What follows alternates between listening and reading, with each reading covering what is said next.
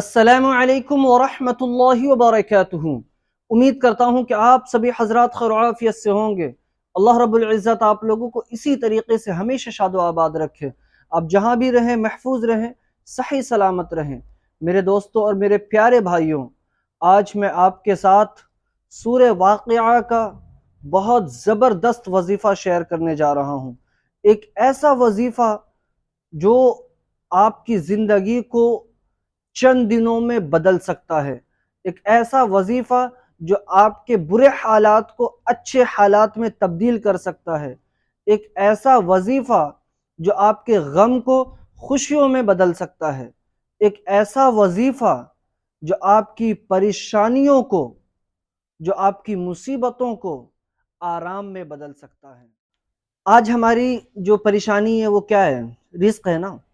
ہم رزق کے لیے تو پریشان ہیں اتنا، اور کوئی وجہ تو نہیں ہے۔ اور رزق بہت ساری چیز ہے۔ رزق صرف نعمت جو ہے وہ صرف کھانا پینا ہی نہیں ہے۔ اچھی نیند، اچھا کپڑا اور اچھی سانس ملنا، یہ بھی بہت بڑی نعمت ہے، یہ بھی بہت بڑا رزق ہے۔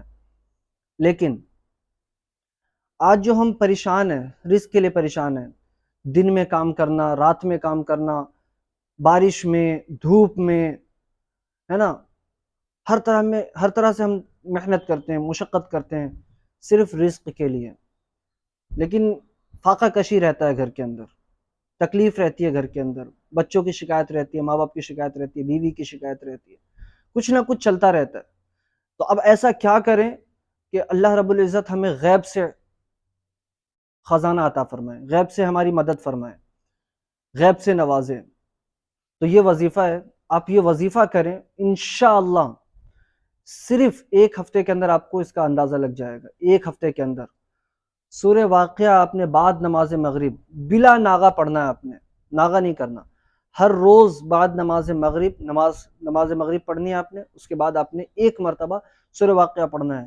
انشاءاللہ اللہ آپ کی تمام مشکلوں کو دور کر دے گا، تمام مشکلوں کو دور کر دے گا، اور آپ سوچ بھی نہیں پائیں گے کہ آپ کو خزانہ آ کہاں سے رہا، آپ کو یہ جو نعمت، یہ رزق آ کہاں سے رہا، مل کہاں سے رہی یہ دولت۔